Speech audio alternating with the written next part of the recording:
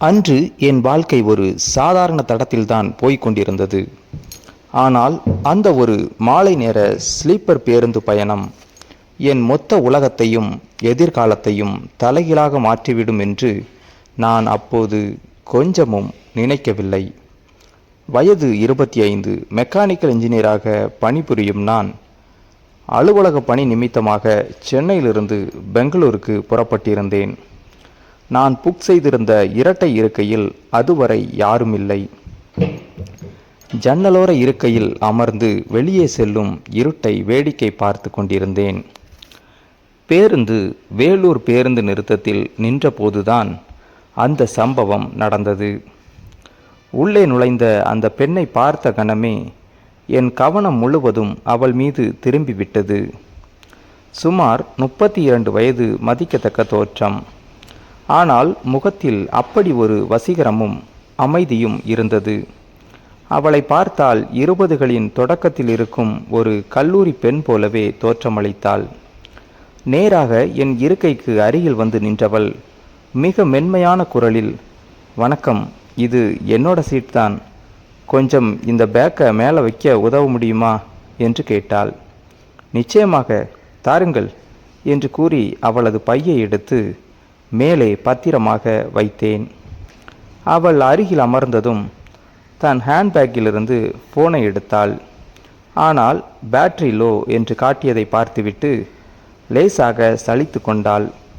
அதை கவனித்த நான், "சார்ஜர் வேணுமா? என்கிட்ட பவர் பேங்க் இருக்குது, யூஸ் பண்ணிக்கோங்க" என்று நீட்டினேன். அவள் ஆச்சரியமும் நன்றியும் கலந்த பார்வையுடன், "ஐயோ, ரொம்ப தேங்க்ஸுங்க. அவசரத்தில் வீட்டில் மறந்து வச்சிட்டேன். ஃபோன் ஆஃப் ஆகியிருந்தால் வீட்டில் பயந்துருப்பாங்க" என்றபடி வாங்கி கொண்டாள். "பரவாயில்லைங்க, நீங்கள் பெங்களூர் வரைக்கும் வரீங்களா?" என்று நான் பேச்சை தொடங்க அவளும் புன்னகையுடன், "ஆமாங்க, பெங்களூர் தான். நீங்களும் பெங்களூரா?" என்றாள். இப்படியாக தொடங்கிய எங்கள் உரையாடல் பஸ்ஸின் சத்தத்தை தாண்டி தொடர்ந்தது. என் பெயர் அர்ஜுன் என்றும் அவள் பெயர் ரம்யா என்றும் அறிமுகப்படுத்தி கொண்டோம். அங்கே அவள் சின்னதா ஒரு பியூட்டி பார்லர் நடத்துவதாகவும் கூடவே ஹவுஸ் ஒய்ஃப் என்றும் சொன்னாள். நான் அவளை ஆச்சரியமாக பார்த்து, "நிச்சயமாவா? உங்களை பார்த்தால் ஒரு கல்லூரி பெண் மாதிரி இளமையாக இருக்கீங்க. ஹவுஸ் ஒய்ஃப்னு சொன்னால் நம்பவே முடியலை" என்றேன். குறும்பாக அவளது முகத்தில் வெட்க புன்னகை அரும்பியது. "சும்மா ஐஸ் வைக்காதீங்க அர்ஜுன், எனக்கு 33 வயசு ஆகுது, கல்யாணமும் ஆகிடுச்சு" என்றாள். "நான் நிஜமாத்தான் சொல்கிறேன் ரம்யா, உங்ககிட்ட ஏதோ ஒரு தனி வசீகரம் இருக்கு" என்று நான் அவளது கண்களை பார்த்து சொன்னேன். இரவு 9 மணிக்கு ஹோட்டலில் சாப்பிட்டு விட்டு வந்த பிறகு ஏசியின் குளிர் அதிகமாகவே எங்களது பேச்சு இன்னும் நெருக்கமானது. "அர்ஜுன், உங்களுக்கு கேர்ள் ஃப்ரெண்ட் யாரும் இல்லையா? பார்த்தா நல்ல ஹேண்ட்ஸமாக இருக்கீங்க" என்று அவள் மெல்ல கேட்டபோது என் மனம் அவளிடம் இன்னும் ஈர்க்கப்பட்டது. "இருந்தாங்க ரம்யா, ஆனால் பிரேக்கப் ஆயிடுச்சு. இப்போ முற்றிலும் சிங்கிள். உங்களை போல ஒரு நல்ல அன்பான துணையை தேடிக்கிட்டு இருக்கேன்" என்று அவளது கண்களை ஆழமாக பார்த்தபடி சொன்னேன். அவள் கண்களை சுருக்கி, "என்ன மாதிரியா? உங்களுக்கு என்ன அவ்வளவு பிடிச்சிருக்கா என்ன?" என்று கேட்டாள். "பிடிச்சிருக்குங்கிறத விட உங்கள் அழகு என்னை ரொம்ப ஈர்த்திடுச்சுன்னு சொல்லலாம்" என்றேன். அவள் எதுவும் பேசாமல் ஜன்னல் வழியே வெளியே பார்க்க தொடங்கினாள். ஆனால் அவளது முகத்தில் விரிந்த அந்த மெல்லிய சந்தோஷம் எனக்கு தெளிவாக தெரிந்தது. நள்ளிரவு 12 மணியை கடந்திருந்தது. பேருந்தின் விளக்குகள் அனைத்தும் அணைக்கப்பட்டு ஏசியின் குளிர் எலும்பு வரை ஊடுருவியது. என்னிடம் போர்வை இல்லாததால் குளிரில் என் உடல் நடுங்கத் தொடங்கியது. பற்கள் கிட்டும் சத்தம் கேட்டு ரம்யா கண் விழித்தாள். "என்ன அர்ஜுன், ஏன் இப்படி நடுங்குறீங்க? போர்வை எதுவும் எடுத்துட்டு வரலையா?" என்று அவள் அக்கறையோடு கேட்ட குரலில் ஒரு தாய்மை கலந்த தவிப்பு இருந்தது. "இல்லை ரம்யா, அவசரத்தில் மறந்துட்டேன்" என்றேன் நடுக்கமான குரலில். அவள் ஒரு கணம் கூட யோசிக்காமல், "இப்படியே இருந்தா உடம்புக்கு ஏதாவது ஆகிடும். ஆட்சேபனை இல்லைன்னா இந்த போர்வைக்குள்ளே வாங்க, இது 2 பேர் போத்துற அளவுக்கு பெரியதுதான் என்று தயக்கத்துடன் தன் போர்வையை விரித்து எனக்கு இடம் தந்தாள். அந்த தயக்கத்துடன் நான் அவளது போர்வைக்குள் தஞ்ச புகுந்தேன். அந்த சிறிய வெளிக்குள் அவளது உடல் சூடு பரவி ஒரு மர்மமான கதகதப்பை தந்தது. ரம்யாவின் மெல்லிய நறுமணம் என் உணர்வுகளை பூவாய் வருடியது. தூக்க கலக்கத்தில் அவள் மெல்ல நகர்ந்து என் அருகில் வந்தாள். அவளது முகமும் மூச்சு காற்றும் எனக்கு மிக அருகில் இருப்பதை என் உடல் உணர்ந்தது. நான் தூங்குவது போல் நடித்தாலும் என் இதயம் இன்ஜின் போல வேகமாக துடித்தது. நள்ளிரவு 12 மணிக்கு அவள் கண் விழித்து, என்ன அர்ஜுன், தூக்கம் வரலையா என்று கிசுகிசுப்பான குரலில் கேட்டாள். ஆமா ரம்யா, சுத்தமாக தூக்கம் வரல என்றேன் அவளது முகத்தை பார்த்தபடி. இன்னும் முழு இரவும் பாக்கி இருக்கு. உங்கள் ஃபோனில் ஏதாவது படம் இருந்தால் போடுங்க, பார்த்துட்டே தூங்கலாம் என்றாள். நான் ஒரு காதல் திரைப்படத்தை போட்டேன். அந்த போர்வைக்குள் தோளோடு தோள் உரசியபடி மிக நெருக்கமாக அமர்ந்து படத்தை பார்க்க தொடங்கினோம். படத்தில் உணர்ச்சிகரமான காட்சிகள் வரும்போது எங்களை அறியாமலேயே எங்களுக்குள் ஒரு மௌனமான ஈர்ப்பு உருவானது. அவளது தலைமுடி லேசாக விலகி இருந்ததை அவளும் கவனிக்கவில்லை. அந்த நெருக்கம் என் மொத்த கட்டுப்பாட்டையும் உடைத்தது. துணிச்சலாக அவளது கையை மெதுவாக பற்றினேன். அவள் கையை எடுக்கவில்லை. மாறாக அவளது கண்களில் ஒரு மயக்கமும் அதே சமயம் ஏக்கமும் கலந்த அழைப்பு இருந்தது. யாராவது பார்க்க போறாங்க அர்ஜுன், கையை விடுங்க என்று உதடுகள் சொன்னாலும் அவளது குரலில் எந்த தடுப்பும் இருக்கவில்லை.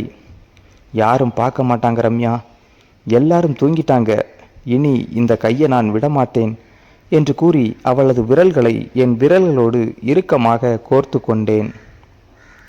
அவள் என் முகத்திற்கு மிக அருகில் வந்து, உங்களால் என்ன செய்ய முடியும்னு காட்டுங்க பார்க்கலாம் என்று சவால் விடுவது போல கண் சிமிட்டினாள்.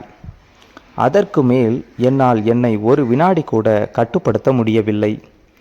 அந்த போர்வைக்குள் அவளது இதழ்களை தேடி என் இதழ்களை பதித்தேன். அந்த நள்ளிரவு தழுவல்களும் பேருந்து பயணத்தின் தனிமையும் எங்களை ஒரு மாயாஜால உலகத்திற்கு அழைத்து சென்றது. விடியும் வரை சுமார் 4 மணி நேரம் நாங்கள் உலகத்தையே மறந்து அந்த இன்பத்தில் முழுமையாக திளைத்தோம். இரு மனங்களும் உடல்களும் ஒன்றுபட்ட அந்த தருணம் என் வாழ்வின் மிக அழகிய அத்தியாயம். அதிகாலை 5 மணிக்கு பிறகு ஆட்கள் நடமாட்டம் தெரிய தொடங்கியதும் நாங்கள் விலகி அமர்ந்தோம். ரம்யாவின் முகத்தில் ஒரு புதிய தேசும் மலர்ச்சியும் தெரிந்தது. அர்ஜுன், இன்னைக்கு என்னை ரொம்ப சந்தோஷப்படுத்திட்டீங்க. பெங்களூர் போனதும் நாம் இதை தொடரலாம். நான் ஒரு ஹோட்டல் புக் செஞ்சிருக்கேன் என்றாள். அன்று முழுவதும் பெங்களூர் ஹோட்டல் அறையில் நாங்கள் மட்டுமே வாழும் ஒரு தனி உலகத்தில் இருந்தோம். ஆனால் காலத்தின் விளையாட்டு விசித்திரமானது. அதன் பிறகு 2 மாதங்கள் ஓடிவிட்டன. ஒரு நாள் மாலை பெங்களூரில் ஒரு பெரிய வணிக வளாகத்தில் பொருட்களை வாங்கி கொண்டிருந்த போது எதிர்பாராமல் ரம்யாவை அர்ஜுனான நான் கண்டேன். ஆனால் அவளுடன் ஒரு வயதான முதியவரும் 5 வயது சிறுவனும் இருந்தனர். நான் அதிர்ச்சியுடன் அருகில் சென்றபோது அந்த சிறுவனை என் மகன் கவின் என்றும் முதியவரை என் மாமனார் என்றும் நடுங்கும் குரலில் அறிமுகப்படுத்தினாள். மாமனாரையும் மகனையும் கடையில் அமர சொல்லிவிட்டு ரம்யா என்னிடம் தனியாக பேச வந்தாள். அவளது கண்கள் குளமாகி கண்ணீர் வழிந்தது. அர்ஜுன், அன்னைக்கு பயணத்தில் என் தனிமையையும் ஆழமான சோகத்தையும் மறக்கத்தான் நான் அப்படி பழகினேன். 2 வருஷத்துக்கு முன்னாடி ஒரு விபத்தில் என் கணவர் இறந்துட்டாரு. சமுதாயம் என்ன எப்படி பார்க்கும்னு பயந்துதான் பையனை பற்றி உங்ககிட்ட அன்னைக்கு சொல்லலை. நாம் இதோட பிரிஞ்சு விடுவது நல்லது என்று கூறி என் கைகளை விட்டு விலக முயன்றாள். ரம்யாவின் தனிமையும் அவளது நிலையும் என் நெஞ்சை ஆழமாக உலுக்கியது. அவள் மீது எனக்கு இருந்த காதல் பொய்யானதல்லவே. சில நாட்களுக்கு பின் அவளே ஒரு தொழில்முறை பயணமாக மைசூர் செல்லும்போது தனக்கு துணையாக வர முடியுமா என்று ஃபோனில் கேட்டாள். மைசூர் பயணத்தின் போது ஒரு அமைதியான காஃபி ஷாப்பில் அவளது கைகளை உறுதியாக பற்றி கொண்டு என் மனதில் இருந்ததை தீர்க்கமாக கூறினேன். ரம்யா, எனக்கு உங்களையும் கவினையும் ரொம்ப பிடிச்சிருக்கு. வாழ்நாள் முழுக்க உங்களை ஒரு குறையும் வைக்காம பாதுகாக்க நான் தயார். ஆனால் நாம் ஒளிஞ்சு மறைஞ்சி வாழ வேண்டாம். உங்கள் மாமனாரிடமே முறைப்படி நான் சம்மதம் கேட்கிறேன். அவள் கண்ணீருடன் என்னை நம்பி சம்மதித்தாள். அடுத்த வாரம் நான் நேரடியாக அவள் வீட்டுக்கு சென்று அந்த பெரியவரிடம் என் விருப்பத்தை தைரியமாக தெரிவித்தேன். என் கண்களில் இருந்த உண்மையை உணர்ந்த அந்த முதியவர் என் கைகளை பற்றி கொண்டு கண் கலங்கினார். தம்பி, என் மகன் போனதில் இருந்து இந்த வீடே இரண்டு கிடக்கு. ரம்யா எனக்கு மருமகள் இல்லை, என்னோட சொந்த பொண்ணு. அவளோட தனிமை எனக்கு புரியும். அவளை உங்களை விட நல்லா யாராலையும் பார்த்துக்க முடியாது என்று அணைத்து கொண்டு கண்ணீருடன் சம்மதம் தந்தார். மிகவும் எளிமையான முறையில் எங்கள் திருமணம் நடந்தது. கவின் என்னை அப்பா என்று ஓடி வந்து கட்டிப்பிடித்த அந்த நொடி என் வாழ்வின் ஆகச்சிறந்த பரிசாக மாறியது. சமூகத்தின் தேவையற்ற விமர்சனங்களையும் முத்திரைகளையும் முற்றிலும் தவிர்க்க எனக்கு லண்டனில் கிடைத்த புதிய வேலைவாய்ப்பை பயன்படுத்தி நாங்கள் அங்கே குடியேறினோம். அந்நிய தேசத்தின் சுதந்திரம் ரம்யாவுக்கு ஒரு புதிய உத்வேகத்தை தந்தது. அங்கே அவள் ரம்யாஸ் மேக்கோவர் என்ற பெயரில் ஒரு பியூட்டி பார்லர் தொடங்கி இன்று ஒரு வெற்றிகரமான பெண் தொழிலதிபராக பரிமளித்து வருகிறாள். காலத்தின் சுழற்சியில் எங்கள் காதலின் சாட்சியாக எங்களுக்கு ஒரு அழகான பெண் குழந்தையும் பிறந்தது. அவளுக்கு யாழினி என்று பெயரிட்டோம். ஒரு வருடம் கழித்து இந்தியா வந்து ரம்யாவின் மாமனாரை சந்தித்தபோது அவர் எங்கள் குழந்தையை தூக்கி கொஞ்சி மகிழ்ந்தார். என் மனைவியின் முகத்தில் இப்போது தவழும் அந்த பூரணமான சந்தோஷமே எனக்கு எல்லாமும் தந்தது. சென்னையிலிருந்து பெங்களூர் சென்ற அந்த சாதாரண பேருந்து பயணம் ஏதோ ஒரு திசையில் விபத்து போல சென்று கொண்டிருந்த என் வாழ்க்கையை ஒரு குடும்பத்தின் ஒட்டுமொத்த மகிழ்ச்சியையும் மீட்டெடுக்கும் உன்னதமான பாதையை நோக்கி திருப்பிவிட்டது. இந்த கதையை கடைசி வரைக்கும் பார்த்தவங்க இந்த வீடியோவுக்கு ஒரு லைக் பண்ணுங்க. அதுக்கப்புறமா நம்ம சேனலை இதுவரைக்கும் சப்ஸ்கிரைப் பண்ணாமல் இருக்கிறவங்க மறக்காமல் சப்ஸ்கிரைப் பண்ணுங்க.